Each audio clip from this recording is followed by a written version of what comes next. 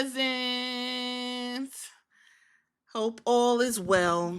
Hope is a beautiful virtue. And I hope all is well with each and every one of you. I love that you love the content. Shout out to the cousins as always. There's no way I could just express my gratitude than to bust you in the back of the head and spear you and give you a tsunami and pick up your belt and say, I'm the captain now, bitch. That's the best way I could give y'all my gratitude. No. Y'all know what it is. Let's get into it. Let's go straight into it. Y'all already know what I got to offer. Y'all know how I feel about you. I know how some of y'all feel about me. I do want to say one thing real quick. This is real quick. In the Javon Evans episode, I am well aware that Black people, Black Americans, the Black diaspora is not a monolith. But I'm also aware of vernacular, dialect, mannerisms, and who historically got the flavor.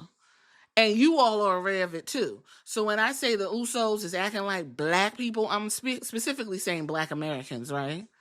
Because we all know the flavor that we got. You understand? Remember, Ghanaian born Kofi Kingston was acting like a whole Jamaican for a very significant amount of his career. You understand? So I'm well aware that we're not a monolith. But I'm also living in reality. So I want you all to join me in the reality of things. And you know what I love now? That I could talk about race, sexism, ageism, all the isms, and politics, baby. Because Paul Levinsky and his nose is all up and through that. That family is tearing it up down in Washington, D.C. With that being said, here are the not really review for Monday Night Raw that happened at 8 o'clock in the morning. But you know, we work and stuff, and I got shit to do. Okay, so I was at work, and I had put it on during my lunch break or whatever. Like, okay. And I left off with Rhea Ripley standing over Queen Kyrie. And I ain't like that. Down to the RAC Arena in Perth. We are wrapping up the Perth takeover. The Rhea Ripley show. They calling it her homecoming and all that bullshit. Don't like it, don't care. Don't like it, don't care. We are coming off of the aftermath of Crown Jewel, the Rhea Ripley show. Okay? And if you thought you was about to get some excitement on this episode of Raw, I'm here to tell you, baby, we got a little flicker. But for the most part, next week's Raw, oh my goodness, rinse and repeat, child. And this time, they didn't even use soap. They put them drawers under bare ass regular water, scrubbed it a little bit, wrung that shit out, and them drawers is still funky. Let's move on. Alicia Taylor is on the mic. Michael Cole and Wade Bears on the 1 and 2s. Let me tell y'all something real quick about Alicia Taylor. Not too much on her hair, because when them white boys is punk rocking over in Europe, you loved it. Alicia Taylor is a real live drummer, rock star. You understand? Go back and listen to my Get to Know Alicia Taylor. She actually listened to that podcast, by the way. I love looking at that woman. I think she's beautiful. Seth Rollins came and opened the show, and he looked like a Christmas throw rug. He looked like one of them real warm blankets. He looked like a scarf that you could wrap around your neck at least 3-4 times. Okay? I love it. Mr. Put It On. He don't give a fuck. Seth Rollins went out there and said, listen, welcome to Monday Night Rollins.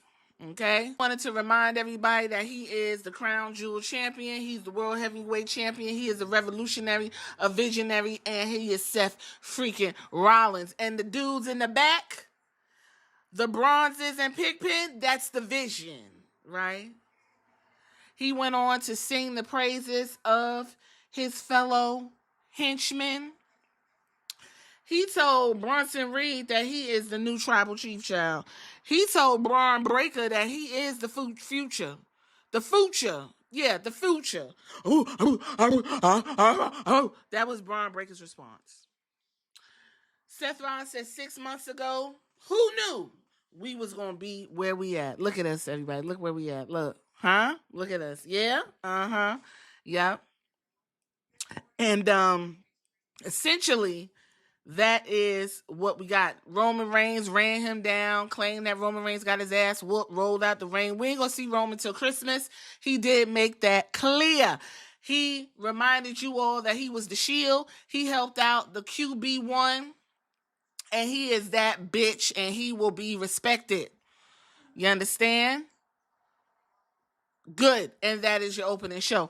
Anyway, Penta, he ran into Rusev backstage, and Rusev was all up in Penta's face, and he was like, listen, I'm ready to beat you. I beat you before, and I want to beat you again. Dominic Mysterio apparently had cheated during the IC title match, and Adam Pearce was like trying to talk to Rusev or whatever, and then Dominic Mysterio came up, and he was like, girl, what do you want?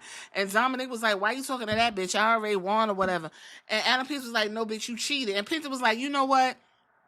When I become the champion, all y'all gonna forget about what Rusev did or whatever. Rusev told Penta that he need to get on his knees and pray, and Penta was like, you ain't nothing but a bendejo, and it said Omero, okay?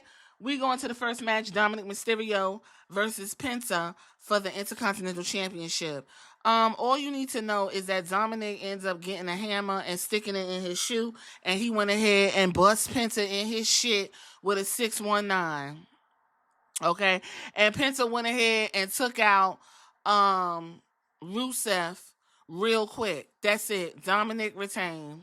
Moving right along, Jackie Redmond was backstage, and Jackie must have was eating Slim Jims because that's what she was given. She was backstage. She was talking to La Knight, and he said he got the opportunity because he pinned Jey Uso once again, and he gonna become the number one contender.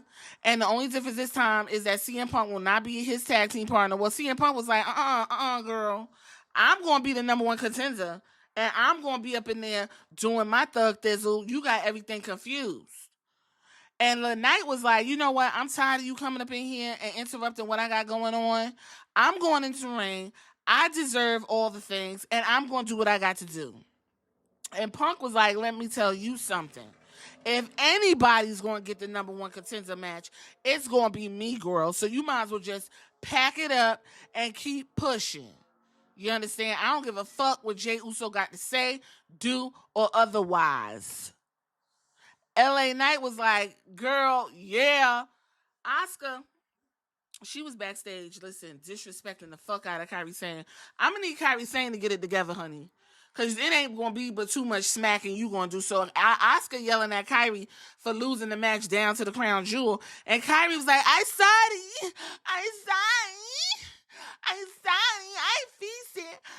fix it. Asuka said, listen, you better fix all of this motherfucking shit. Because I'm that girl, and I don't be losing like that. So I don't know what the hell is going on. She said, but you know what? The first way you're going to fix it is that you're going to get in the ring with Mother Leather. You're going to get in the ring with Mother Leather and do what you got to do. You understand?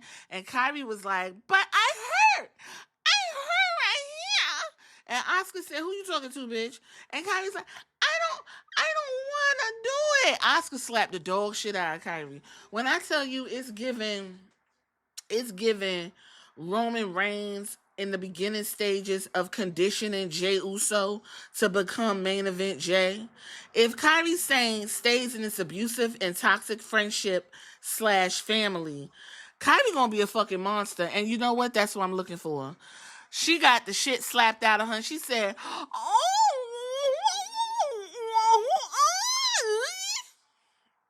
UFC fighters Alexander Volkswagen and Jack Della Mandalella were in the house because y'all know Paul Levesque. They said he got Dana White syndrome, child. Second match, Rhea Ripley versus Io Sky. Well, excuse me, Io Sky's in her corner, and Kairi Sane with Asuka. All you need to know is Rhea Ripley went ahead and gave Kairi a motherfucking riptide, and pin her like she just got through eating her ass out, and everybody was super excited about it. And over in the corner, you got EO like doing that little finger shit, and Oscar is just completely incensed. So Rhea Ripley was like, well, I'm in my hometown, my home country, so let me go ahead and put some stank on it. She thought she was going to put Oscar through the table. Well, Oscar was like, no, bitch, because Kairi Sane came and hit Rhea in the back with a Kenzo stick, took her out, and she ended up getting a DDT right onto the table. Let me tell you something about Rhea Ripley. She sold that DDT out the motherfucking wazoo. I will give Mother Leather that. She got right on the top of her fucking head for that DDT. And, God damn. It's either Cody's spirit is trying to tongue tie me or it's trying to choke me to death, child. Kabuki Warrior stood tall over Rhea Ripley. And EO was writhing on the floor. EO had on a fucking like what was this? Like a dress shirt with a necktie that wasn't tied.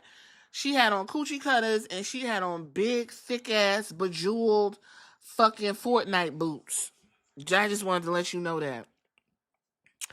We got the Usos in the locker room, and Big Jim was like, he ready to get down and get busy with the Bronson Reed. And Jay is still feeling some kind of way that Roman is, doing his own thing. And Jimmy was like, I can't believe that Roman is blaming us when we helped his ass. And Jay was like, you know what, man? You know what the problem is? The problem is Roman always for himself. He always doing what he got to do. You understand? And I'm tired of it. He don't be appreciating that. And Jimmy was like, well, we going to go ahead and go after the Vision, right?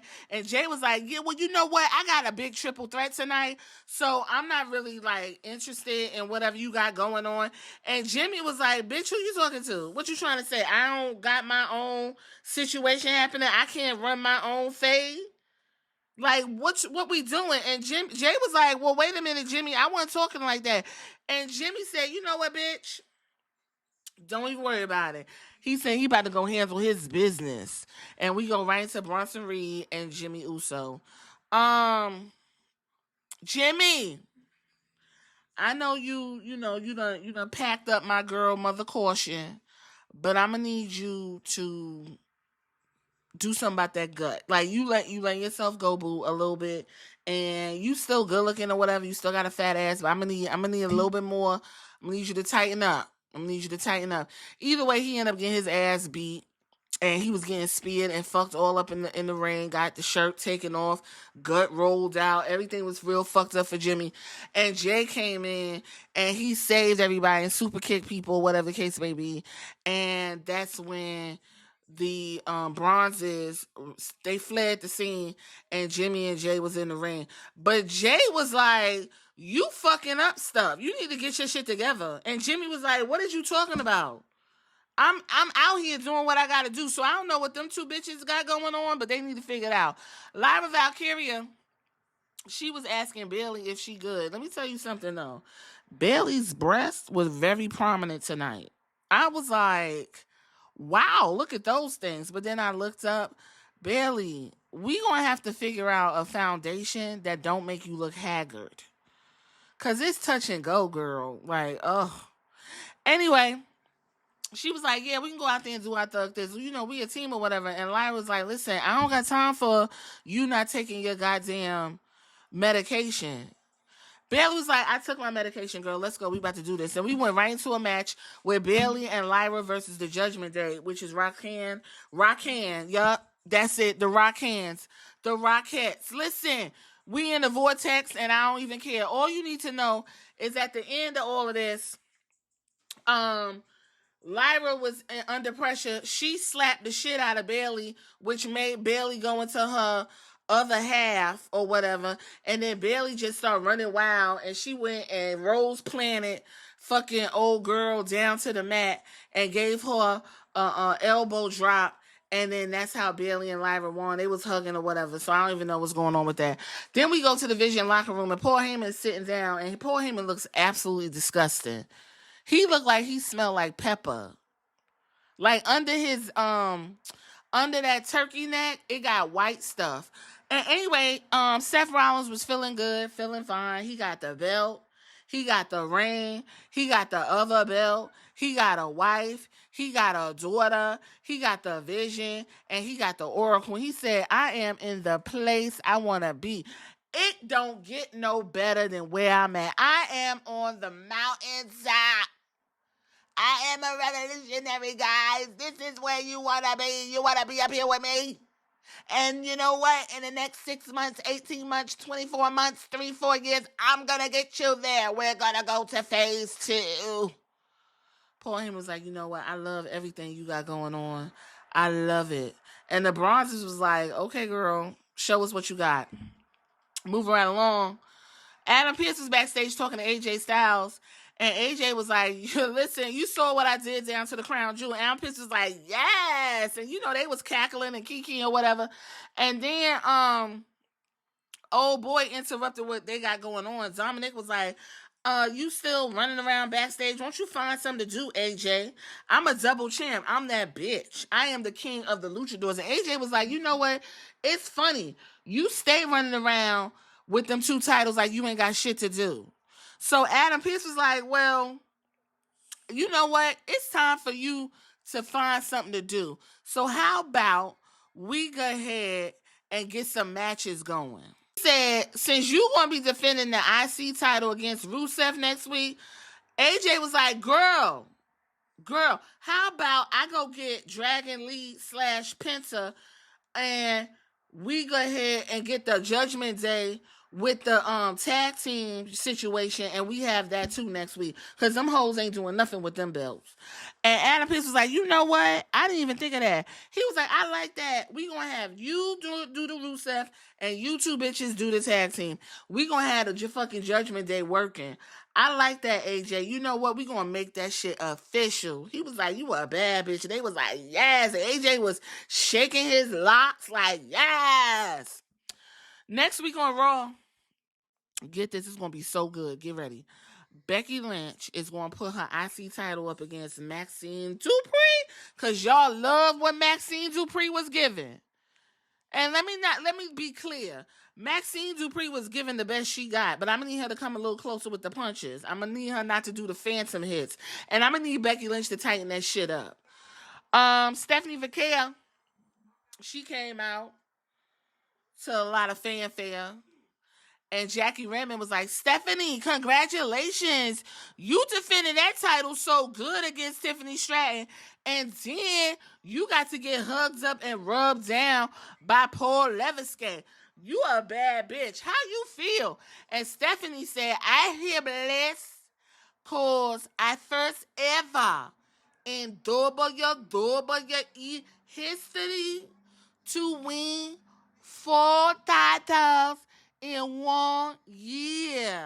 Everybody's like, yes, put a rocket on her. Put a rocket. And then here come the Judgment Day. The Rockettes come out. And Raquel was like, Mamacita, you know, it's cute or whatever what you got going on. And, you know, you all emotional and stuff. But, girl, you should have never had won that title. And Stephanie was like, I know you lost. But let me tell you, you got problem, not with me. You got bad day. You need fix it.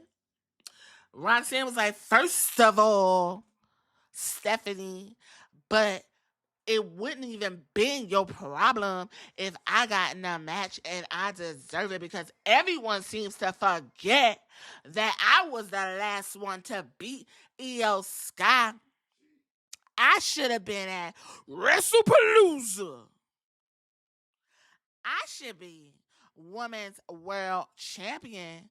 As a matter of fact, I should be crown jewel world champion. Stephanie said, cállate la boca. I don't care who you be, because you never be me. If you face me, stop crying and do something about it. And Roxanne said, I'll do something about it on my time, not your time. Stephanie said, I'll wait in the inferno. I said, that bitch said she gonna wait in hell. What's going on, girl? Go right into the main event. CM Punk, Jey Uso, LA Knight, triple threat match. Winner will become the number one contender. The number one contender for Seth Rollins' title. The World Heavyweight Championship title.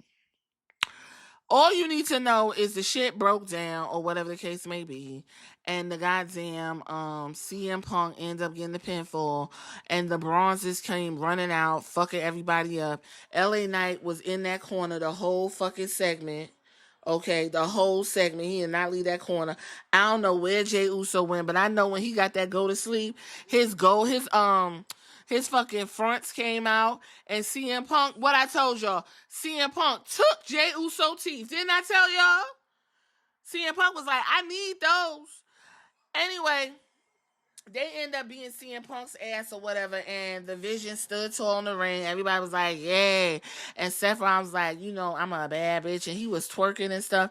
And then all of a sudden, Braun Breaker broke into a run and speared Seth Rollins, child. And motherfucking Paul Heyman was like, oh, and Bronson Reed was like, girl, what you doing? So Braun Breaker walked over to Bronson Reed. He was like, girl, you already know what it's giving.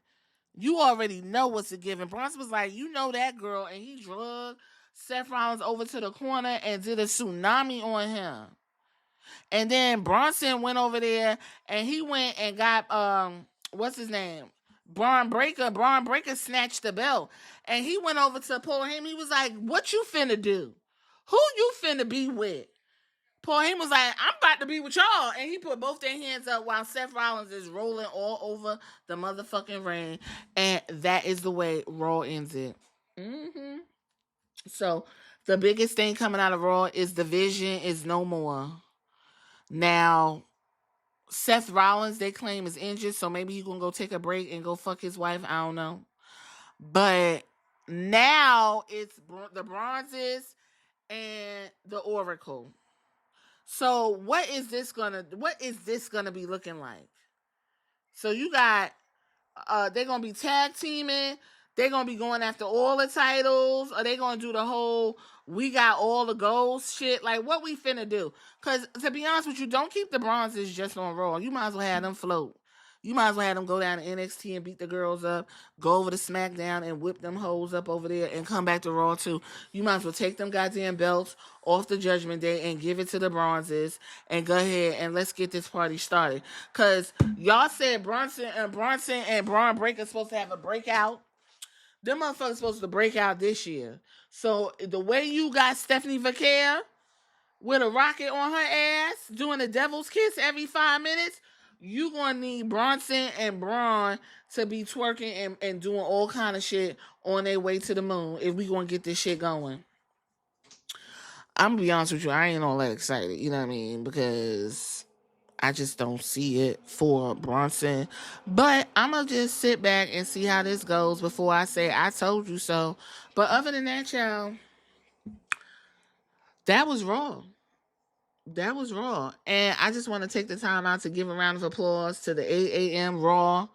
I wish it came on at 8 o'clock every fucking Monday, and wish that was the staple. But unfortunately, we're going to go back to 8 p.m. and have to wait for this bullshit. So I'm going to give a round of applause for Raw at 8 o'clock. Thank you. Thank you. Keep the road show overseas so we can get these early start times. I appreciate it. And I did a good job not getting no spoilers. Show did. Good job. Give me a round of applause. That was it. Not that eventful. I'm just giving you what I got. But you know what? That's all I got. I ain't got no more.